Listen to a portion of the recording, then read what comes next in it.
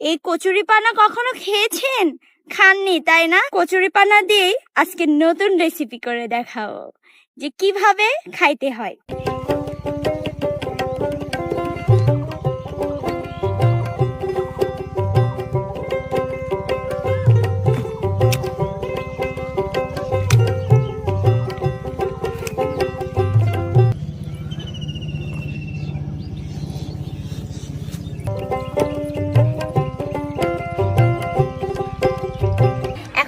কচুরিপানাটি সুন্দর মতো বেছে নিব। হ্যাঁ,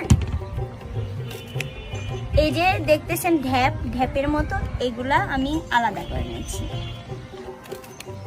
এটা দিয়েই মূলত কাজটা হবে, ঠিক আছে? তো আমি এক এক করে বেছে নিচ্ছি রান্নার জন্য।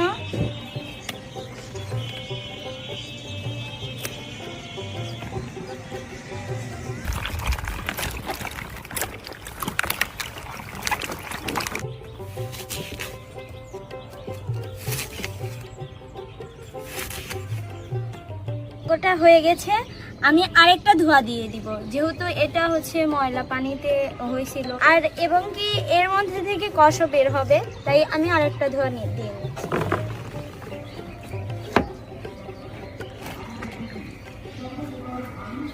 তেল দিয়ে দিচ্ছি। আমি এখন পেঁয়াজ কুচিটা দিয়ে দিব, তারপর দিয়ে দিচ্ছি মরিচ কুচি, তারপর দিয়ে দিচ্ছি রসুন কুচি। এবার আমি ভালো মতো একটু মিশিয়ে নিচ্ছি। তো এর মধ্যে আমি এখন দিয়ে দিচ্ছি হলুদের গুঁড়া, দিয়ে দিব। শুনতেই কেমন লাগছে কচুরিপানা, তাই না? কিন্তু খেতে যে মজা তা তো আপনারা জানেন না। আমি পুরোটাই ঢেলে নিচ্ছি।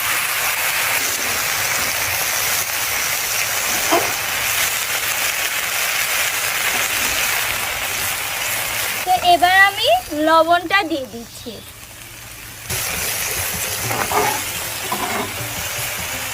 এই দেখুন প্রিয় বন্ধুরা, আমার কচুরিপানা ভাজা শেষ। আমি এখন তুলে নিচ্ছি।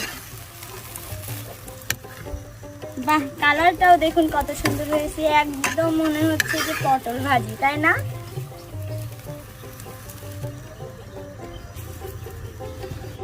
প্রিয় বন্ধুরা দেখুন, আমার কচুরিপানা ভাজা শেষ।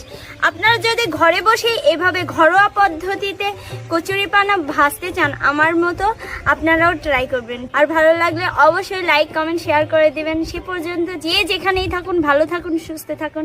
টাটা।